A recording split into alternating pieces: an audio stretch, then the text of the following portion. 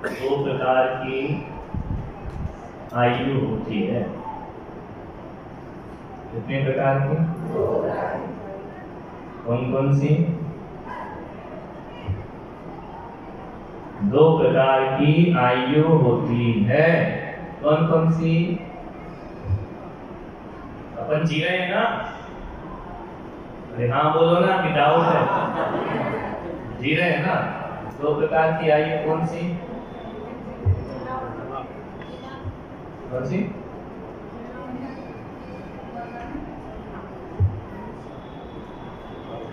दो प्रकार की आयु होती है। एक आयु वो जो हम भोग रहे हैं और एक वो जो बांध रहे हैं, है ना। आगम ने इसको बोला है बुद्धिमान आयु और बध्यमान आयु।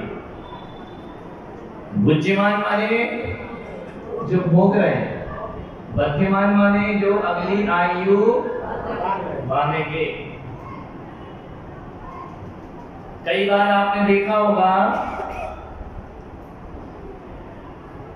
कि दो लोग छत से नीचे गिरे, एक मर गया एक बच गया। दूरी वही है, एक मरा क्यों एक बचा क्यों? एक की आयु पूरी हो गई, एक की आयु पूरी नहीं हुई, अकस्मात मौत है, अकाल मरण। एक का क्यों हुआ एक का क्यों नहीं हुआ? पुण्य काम नहीं, पुण्य तो सुख देता है, आयु नहीं देता।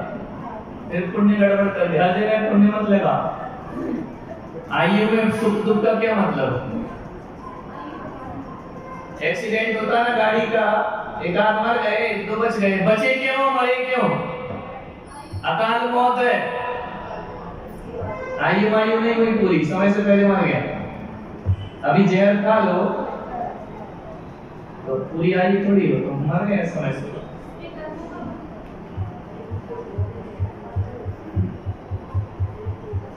कई लोग ऐसे हैं जो जहर खा के भी अस्पताल से लौट आए। कई ऐसे हैं जो चाय पी के चले गए, है या नहीं? कई जहर खा के भी नहीं मरे। अच्छा विषय है आज का, फिर अपन ध्यान कर समझने की बात है। पहले आयु समझ लें, समझ आयु से ध्यान सिद्ध होगा। होता है या नहीं? कई फांसी लगा के लटक गए, बच गए, कहीं नहीं पड़े। ऐसा क्यों है कि कोई बच जाता है कोई मर जाता है?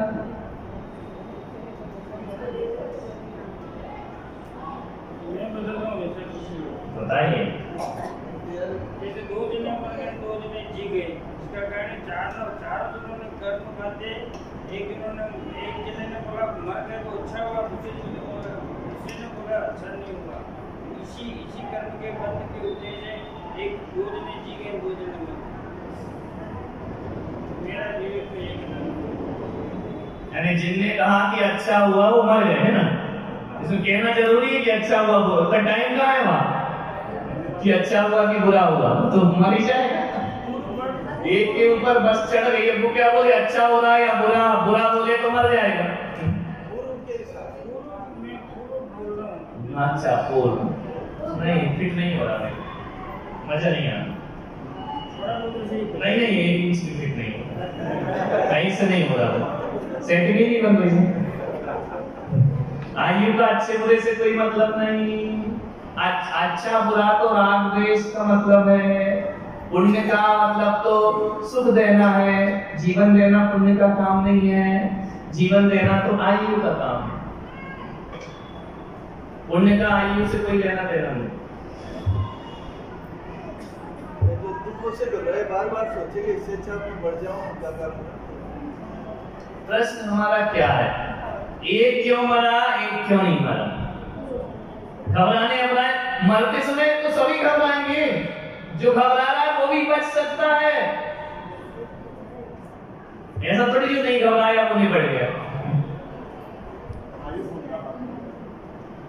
आयु नहीं, एक आदमी की 100 साल की आयु है, 50 में एक्सीडेंट हो गया, पूरी आयु कहां हुई? अकाल मौत हुई ना, सुसाइड, आत्महत्या। तो वो आत्महत्या मान लो 2 आदमी 100 साल के हैं, 50 साल में दोनों ने सुसाइड की, एक बच रहा एक मर रहा, क्यों?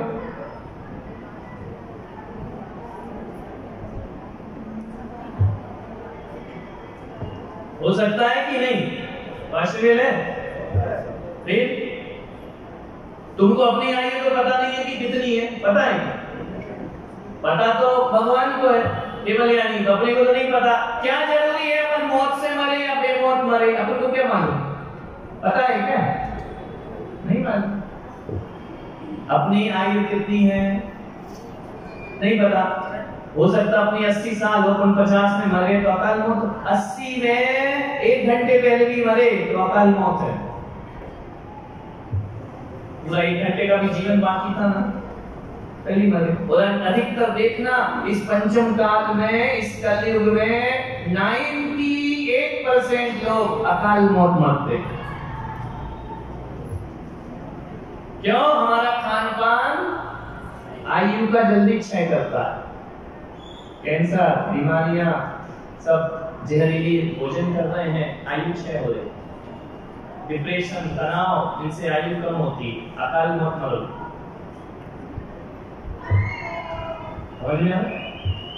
सबके पास बीमारियां हैं, बीमारी अकाल मौत का कारण। क्यों बोल रहे हैं बहुत अच्छा रहा, कुछ नहीं पाया? अब वो तो अपन कह रहे हैं, उससे पूछो वो क्या कर रहा है, उसकी चेतना को क्या हो रहा है, हम थोड़ी जान सकते हैं। हम तो व्यवहार में कहते हैं कि अच्छा रहा, वो कैसे तड़पा होगा, क्या परिणाम होगा, तो वही जानेगा ना। बाहर से नहीं दिख रहा तो क्या हुआ, भीतर से तो दुखी हो सकता है। किसी का कोई नहीं कह सकता अच्छा हुआ या बुरा हुआ, वो तो उस जीव का कोई बताएगा।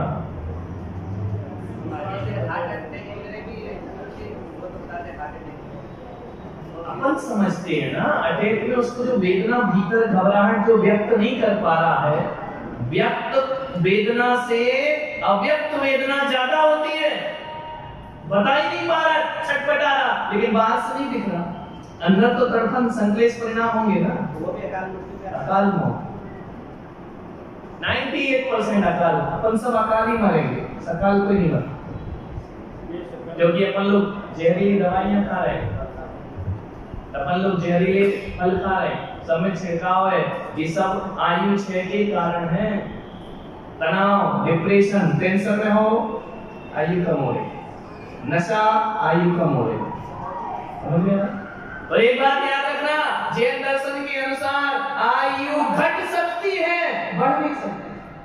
1 सेकेंड भी नहीं बढ़ेगी, जितनी मिली उतनी रहेगी, कम हो सकती है, वृद्धि नहीं हो सकती। अपन कितना भी बोले जाओ दीर्घायु भव, जुग जुग जियो, हाँ तू तो जी ले पहले तो आशीर्वाद दे, तू तो खुद निपटने वाला है, कहां से जिएगा जल्दी?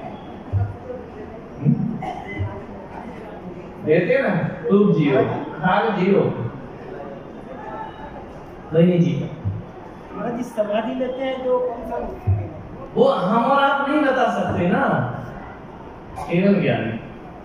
और वो जीव किस परिणाम से मरा है, कोई जरूरी नहीं है कि मुनि बन के मरा तो स्वर्ग ही जाए। अति संक्लेश भाव ते मरो, घोर स्वप्न सागर में परो। किस परिणाम से मृत्यु होती है, ये तो वही जीव जानता है। वो कह रहा है पानी, और तुम कह रहे नमो हिमताड़म, नमो सिद्धाड़म, उसे प्यास लगी, अब क्या करोगे? मरेगा, पानी में जाएगा। अपन ने ढंग से लिखा दिया, अपन ने प्यास मार ढंग से लिखा दिया। नहीं, अपन खुश हो रहे हैं ना कि हाँ समाधि समाधि समाधि। उससे तो पूछो उस जीव को क्या हो रहा है, उसको वेदना हो रही होगी तो।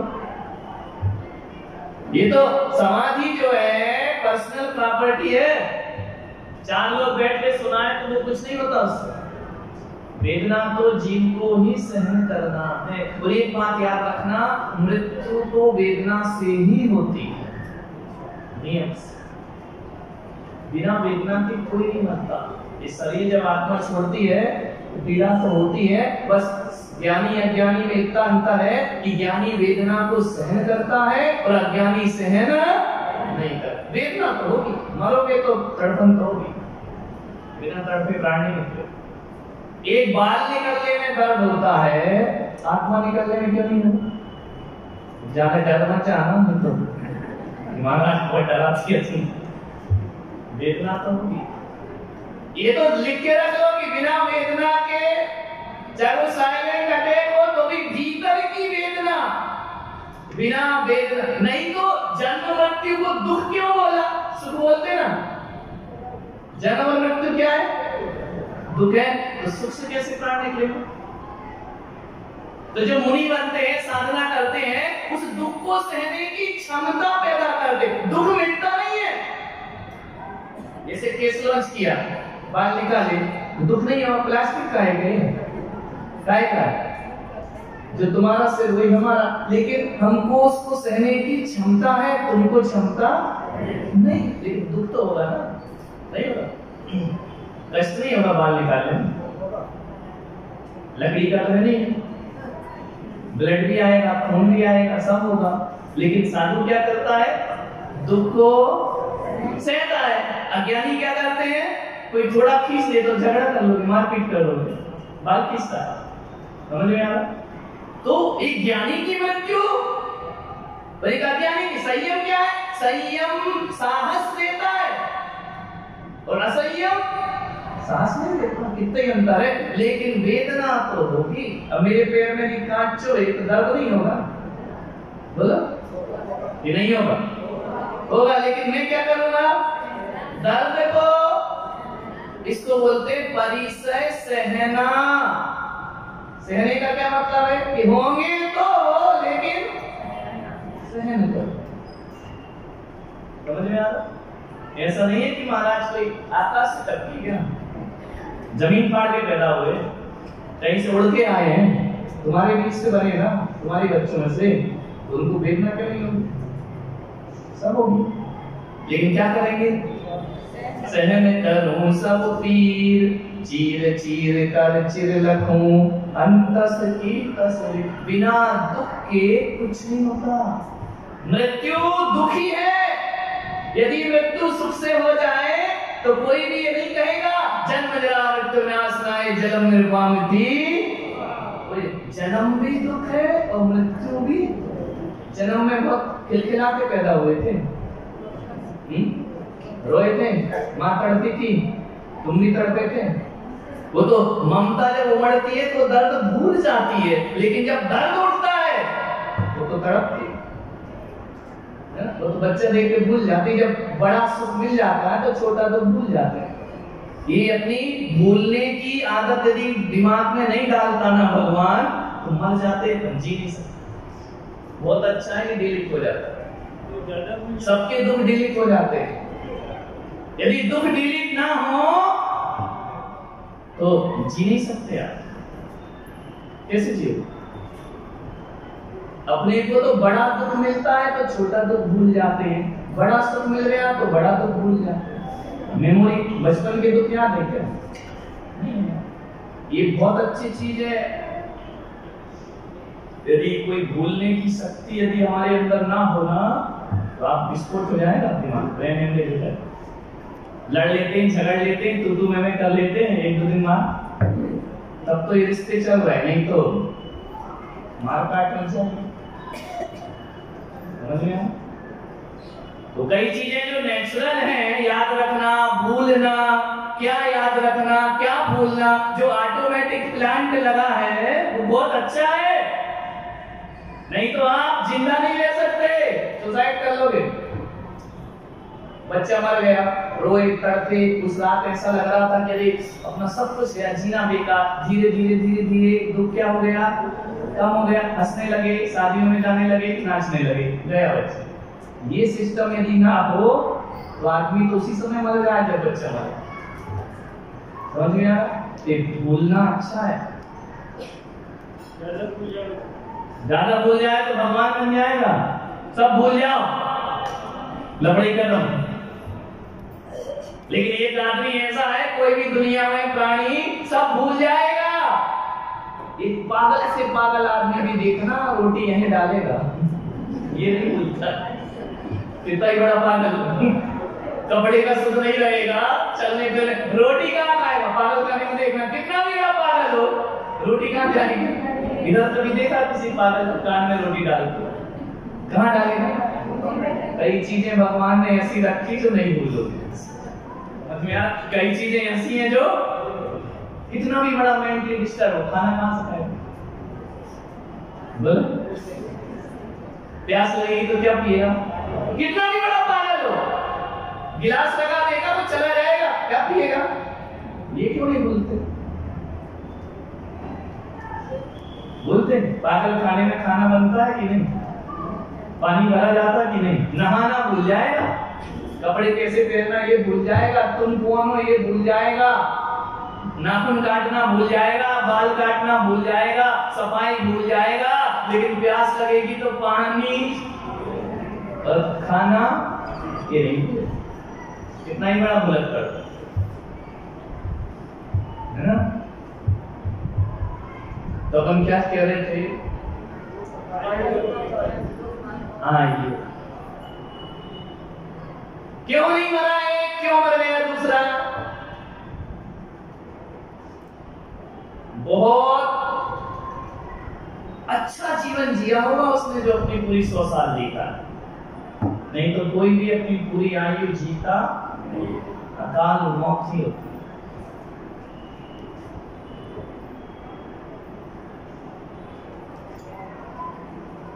देखो, ऐसा आगम का सिद्धांत है। एक बात बताओ, तुम यहां से दिल्ली जा रहे हो, स्टेशन पे पहुंचे, ट्रेन में बैठ गए, ट्रेन में कब बैठोगे?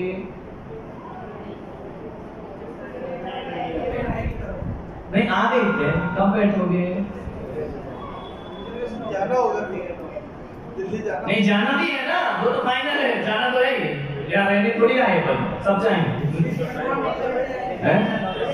जाने में तो नो डाउट सब जितने बैठे सब जाएंगे, सीट कंफर्म जाना तो फाइनल है। कब बैठोगे? समय नहीं, मेन बात पे नहीं है, टिकट होगी तो समझ गया? क्या होना चाहिए? बिना टिकट के बैठ जाओगे, और टिकट से पहले ये डिसाइड होगा कि मुझे जाना। यदि ये डिसाइड नहीं हो तो कौन सी ट्रेन में बैठो? घर से तो निकल रहे, कहाँ जाना मुझे पता नहीं। अरे भैया ये टैक्सी लेके कहाँ जा रहा? नहीं मालूम। कौन सी ट्रेन में बैठेगा? जो खड़ी होगी। ऐसा होता है क्या? डिसाइड हो जाता है ना कि मुझे, अब मान लो आपको दिल्ली जाना है, तो दिल्ली का आरक्षण, तत्काल टिकट, कुछ भी टिकट तो लोगे ना, ये नहीं लोगे? बिना आरक्षण कराए, बिना डिसाइड किए आप घर से निकलोगे क्या? बोलो, ये कहाँ जाना है डिसाइड तो होगा ना? नहीं होगा। उसके पहले आप घर से निकलोगे क्या? नहीं निकलोगे। तो पहले डिसाइड करना पड़ता है। तो आत्मा, अब महत्वपूर्ण विषय, जब अगला जन्म डिसाइड कर लेती है तो मरण होता है। समझ आ रहा? नहीं आ रहा? सुनो, हाँ, इसी जन्म में फिक्स होगा, तब तो ये आत्मा इस शरीर को छोड़ेगी। अब अगला फिक्स नहीं है और ये वाला छोड़ दे तो कहाँ जाएगी? कहाँ जाएगी? कभी नहीं भटकती, ये मिथ्या मत है। आत्मा बिना शरीर के एक सेकेंड भी नहीं रहती है। सेकेंड नहीं, समय, समय सेकेंड से छोटा होता है। एक कैसा आगम पड़ा? भूत भी एक शरीर है, देवगति है वो, व्यक्ति एक शरीर। बिना शरीर के आत्मा गई नहीं सकती। यहाँ गई, वहां मिला, और वो जब तक अगला रिजर्वेशन नहीं होगा वो इसको नहीं छोड़ेगी। तो चाहे कूद के मरो, आग लगा लो, वो नहीं निकलेगी। क्यों? मैं जाऊंगी कहां? समझ में आया? क्या करेगी पहले वो? डिसाइड। ये मुझे कौन डिसाइड करेगा? कर्म, कि तुझे अब यहां से कहां चलना है। समझ में आया? जब तक वो आरक्षण नहीं होगा ना, आत्मा बेईमान नहीं है कि WT जाए। विदाउट टिकट वाला मामला नहीं है। समझ में आ रहा? आप सोचो ना, आपका ये शरीर छीन ले और अगला शरीर मैंने दिया नहीं, कहाँ जाओ? इसको छोड़ेगी नहीं वो।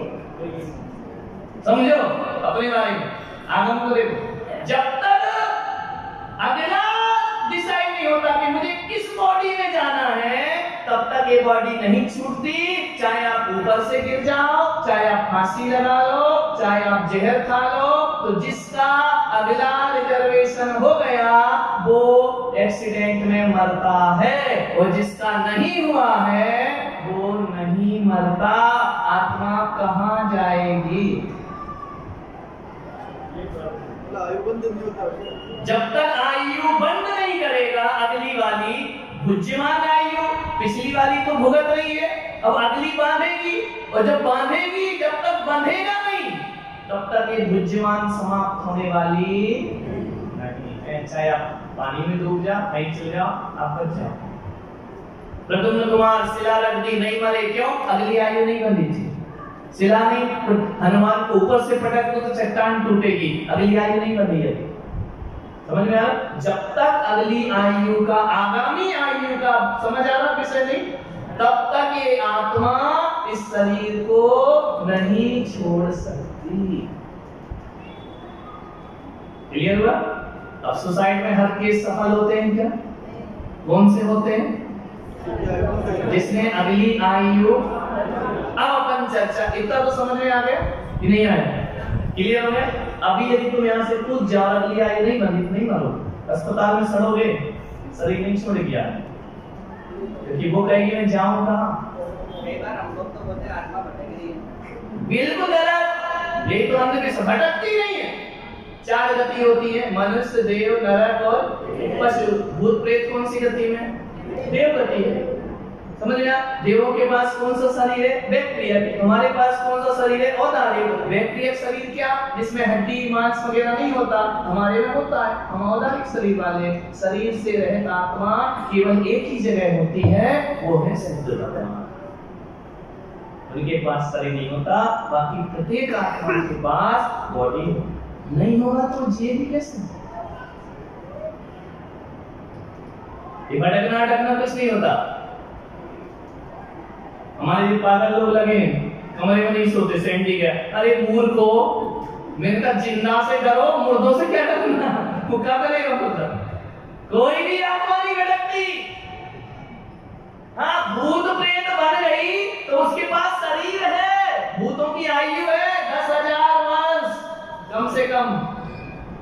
यदि आपको प्रेत योनि मिल गई तो 10,000 वर्ष की आयु है। अब भूतों का स्वभाव है चेतन नाम जैसा, है ना? हंसी मजाक, खेल, छेड़छाड़ ये करना, ये भूतों का नेचर।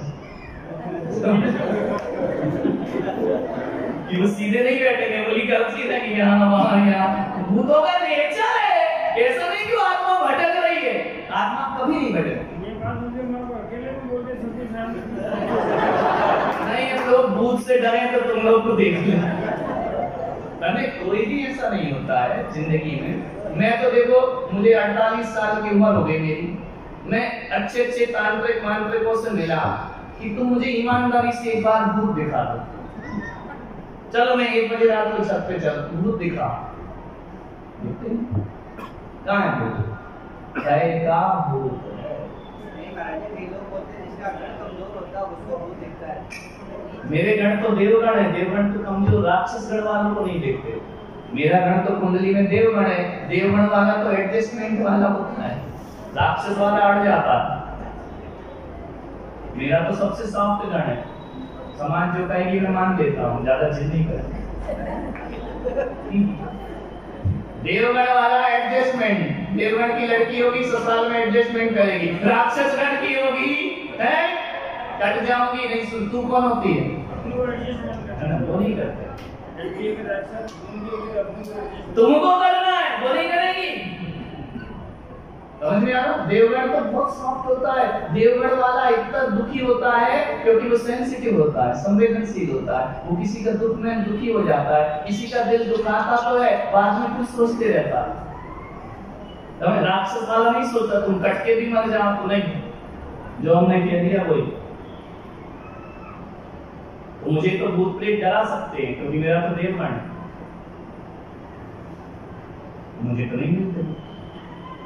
मैं तो कुचामन में शमशान में गया, नहीं मिले। जिंदगी मिले जितने मिले, मुर्दा तो ठीक है।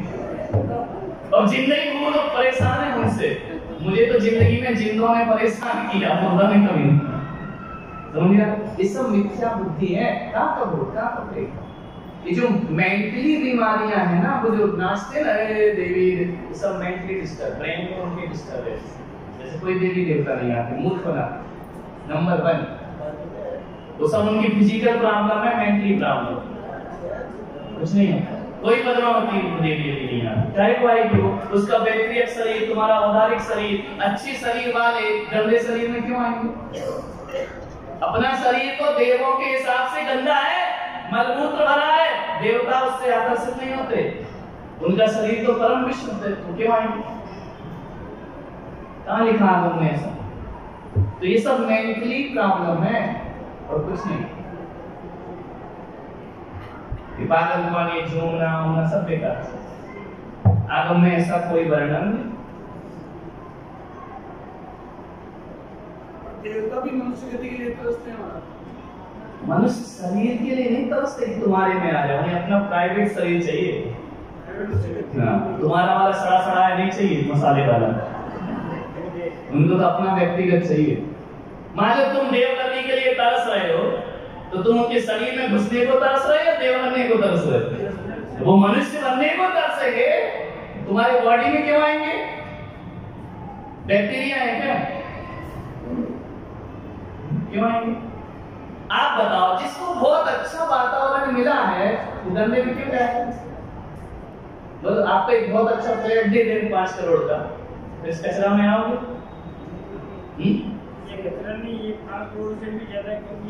पैसे नहीं, सुविधा सुविधा, ऐसे नहीं। सुविधाजनक जो खुला हो, हवादार हो, क्या उसको छोड़ के आप घटिया में आओगे? चलो आपका बॉडी अच्छा है, मैं इसमें से निकाल के तुमको किसी भिखारी के में डाल दूं, मंजूर है? तो देवों को तुम्हारी बॉडी क्यों मंजूर होगी? उनका तो सुंदर शरीर है, वो क्यों लेंगे? और भूत प्रेत सबसे पहले तो आगम में भयानक नहीं होते, सर्वांग में सुंदर। देवों का तो उत्तम सुंदर शरीर होता है, ऐसे विकराल नहीं होते वो। ये जो दिखाते ना दांत निकली और ये, ऐसा नहीं होते देवता। देवगति तो अत्यंत सुंदर होती है, मुख से सुगंध आती है, भोजन नहीं करते, अमृत चलता हो, चाहे कोई सी भी गति का देव। तो वो तुम्हारा व्यंतर जाति की भी सुंदर हो, तो वो गलत है ना, मिथ्या है सब। देवगति तो सौंदर्य से परिपूर्ण हो। देवगति कैसे मिलती है? पुण्य से, पुण्य का फल खराब हो गया, अच्छा सुंदर होंगे।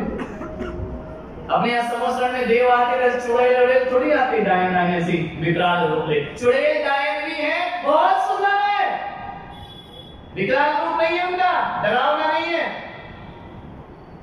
ऐसा आगम में वर्णन है। क्या क्या भूत बनते कैसे? अब बता रहे हैं ना, भूत अब बता रहे हैं, भूत प्रेत बहुत इंटरेस्ट है, बनवाते हैं। देखो कोई कितना भी घटिया, उनमें भी ऊंचा नीचा देव होता है, उच्च गोत्र और नीच गोत्र। उन देवों के भी एक देव के कम से कम आयु 10,000 वर्ष है, कम से कम, उतना तो जिए नहीं। समझ में आ रहा? और दूसरी बात, उन एक देव के कम से कम 32 देवी तो होगी, एक से कम नहीं चलता। कितनी? कम से कम कितनी? और सारे देव बहुत सुंदर। देवगति रूप कैसे हो जाएगी? देवगति तो सौंदर्य से परिपूर्ण। हमारी सांस लो तो बदबू आती है, उनकी सुगंध आती है। क्यों? उनके भोजन नहीं तो सड़ता नहीं है, सड़ता नहीं तो दुर्गंध कहां से आएगी? मल मूत्र होता नहीं है, रक्त पित्त होता नहीं है, तो दुर्गंधित शरीर क्यों होगा? कैसा होगा? सुगंध। क्या चिंता हो गई? देवी भी पुण्य से बनती है। देवी पुण्य पाप से कैसे बनेगी? वाह, तो ये तो इसको पुण्य से बनेगी देवी, वो भी सुंदर होती है एक से। नहीं, देवता को तो बनता है। हाँ, देवियां जो 32 होती है ना, देखो 32 देवियों का देखो पहले जो होता था ना, ऐश्वर्य बोला जाता है। 96,000 रानियां क्या है? चक्रवर्ती का ऐश्वर्य है, धन है, स्त्री को धन बोला है, रुपए पैसे को नहीं बोला। गौधन, राजधन, स्त्री धन, स्त्री को धन बोला गया। जिसके पास जितनी स्त्रियां होती थी वो उतना धनवान राजा होता। वो उस समय की अब मत सोचना ऐसा, नहीं तो एक एक कंगाल कर देगी, 32 तो तुम्हें निपट छोड़ आएगी। नहीं नहीं नहीं नहीं, विशाल ऐसे मतलब ये कलयुग की व्यवस्था ऐसी नहीं है। 32 ले आओगे तो दूसरे दिन राम नाम सत्य होगा, अकाल मौत। अब चलते अपन मूल विषय पे। समझ में आ रहा? दो चीज समझ में आ गई। आत्महत्या किसकी नहीं होती? जिसने अभी आयु का बंद किसकी हो जाती है? क्योंकि आयु बंद होने के बाद आत्मा फ्री है, वो कभी भी जा सकती है ना। और जब तक अगली आयु डिसाइड नहीं है तब तक वो इसको छोड़। दूसरी बात क्या समझी? भूत प्रेत आत्मा कभी भटकती नहीं, उसको एक शरीर मिलता ही है। समझ में आ रहा? और वो शरीर देवों का, चाहे व्यंतर हो कोई भी हो, वो सुंदर होता है। बस रहे भवन व्यंतर जो देव पढ़ते अनित्यम चैत्यालयों में, ये भवन व्यंतर सब भगवान की पूजा करते, राक्षस नहीं होते। हाँ, इनमें इतनी शक्ति होती है कि ये किसी को डराने के लिए वैसा मुंह बना लेते, विक्रिया होती है। जैसे अपन बना लेते हैं, जब बच्चे को डांटना है तो अपना चेहरा देखना अच्छा बनता है कि बुरा बनता है, कैसा बनता है। जब आंख दिखाते नहीं हो उस समय फोटो खिंचवाना, सुंदर आदमी भी कैसा लगता है? रूप लगता है, डरावना नहीं लगता।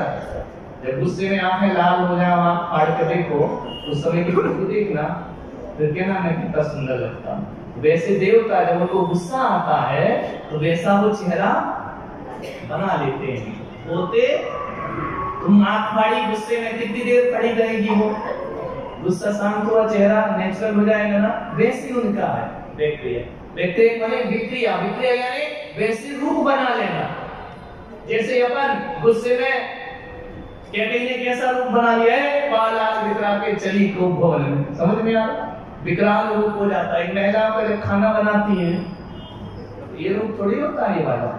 धोती होती कसी और बाल चल रहा है बना, नहीं आता, रूप बदलता है कि नहीं? और जब दुल्हन बनती है तो कैसा रूप हो?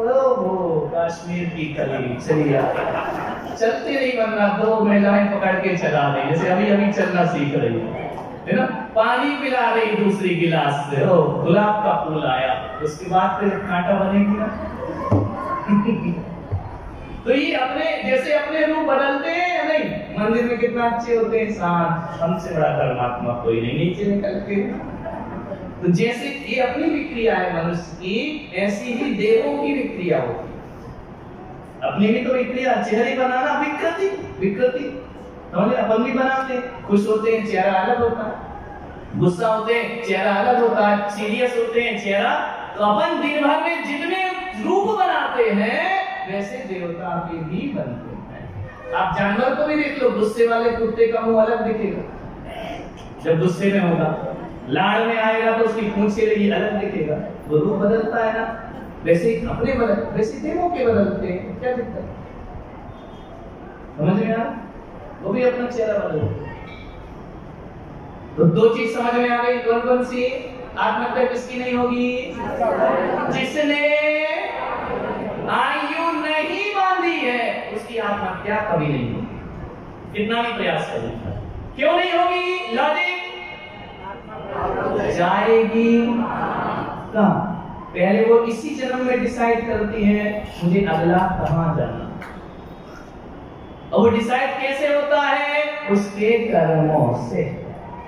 समझ में आ रहा? और कोई भी आत्मा भटकती, देवता विकराल होते यदि दिखाते हैं तो उनका गुस्से का रूप है, समझ में आता काय का रूप है वो अपना भी बदल जाता है, नहीं बदलता। इतना चैप्टर क्लियर हुआ?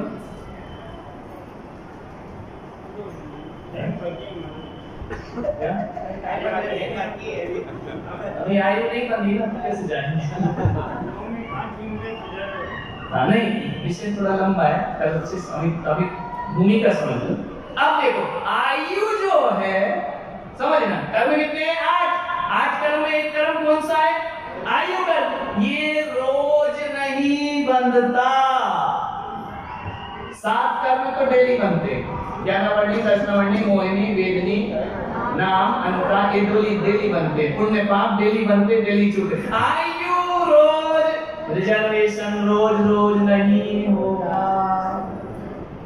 एक बात याद रखना, जिस जीव ने यदि देवगति बांध ली, एक बार मरेगा जीवन में, बस एक बार, फिर उसके बाद वो कितना भी पाप करे, ट्रेन कहाँ जाएगी? रिजर्वेशन काय का है? जिस जीव ने नरक गति बांध ली, कितना भी मुनि महाराज बन जाए, कहाँ जाएगा? ये गड़बड़ है। हाँ बताएंगे ना, इतनी जल्दी का है, कल तो तुम रहोगे। अभी तुम्हारा रिजर्वेशन नहीं है लगता है, समझ नहीं आ रहा? जिस जीव ने वसु आयु बांध ली, कितना भी धर्म कर ले, कहाँ जाएगा?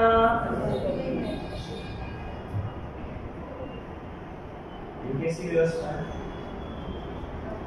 यदि मुझे नरक बन गया, मैं जिंदगी भर भी मुनि रहूं, कितनी भी तपस्या करूं, कहाँ जाऊंगा?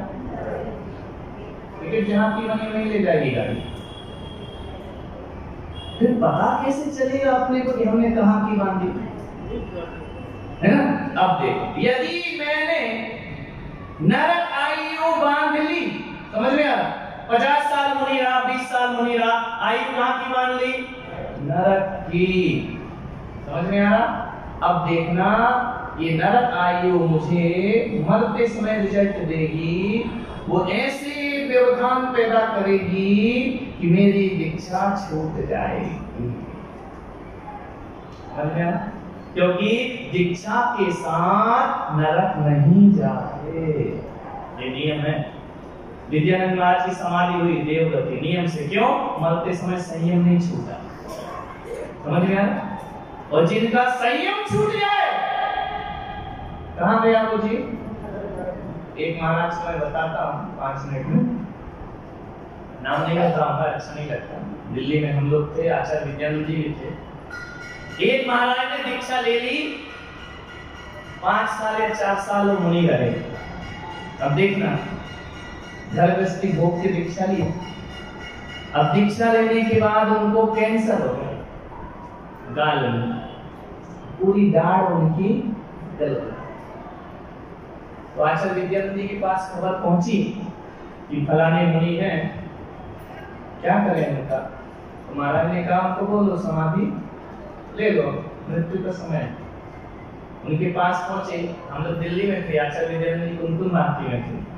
उन्होंने संदेश भेजा कि इनको समाधि। अब जब उनसे पूछा, बोले नहीं समाधि तो नहीं, इलाज कराओ। क्या बोले? तो बड़ा रोना भी आया देख के, ऐसे तड़पते थे, कैंसर में पूरा गल जाता है, इतने तड़पते थे कि देख के रोना आता था। समाज के लोग इकट्ठे हुए, क्या करेंगे? और वो है कि समाधि की बात ही नहीं बोला। क्या बोले कि मुझे तो इलाज है। आचार्य विद्यानंद जी ने खबर भी दी कि भाई क्या करना है, बोले वो तो मान नहीं। महाराज ने कहा फिर उनको जबरदस्ती थोड़ी मारेंगे, वापस उनको कपड़े पहनाए। कपड़े पहना के कहाँ गए? अस्पताल। ऐसा किस्मत, अस्पताल गए हैं, 2 घंटे बाद मर गए। अब देखो कहाँ लेके आइए, 2 घंटे और सहन कर लेते, देवगति में जाते। लेकिन आयु कहाँ बांध ली उन्हें बचपन में? नरक में। तो वो आयु ने क्या छीन लिया? जब आपके नियम संयम टूटने लगे मृत्यु के समय, तो समझ लेना मेरा अशुभ आयु का बन गया। और एक और मेरठ में हुए मूलचंद जी, नाम उनका आलू वाले थे, बहुत बड़े शराब थे, मंदिर अंदिर में कोई इंटरेस्ट नहीं।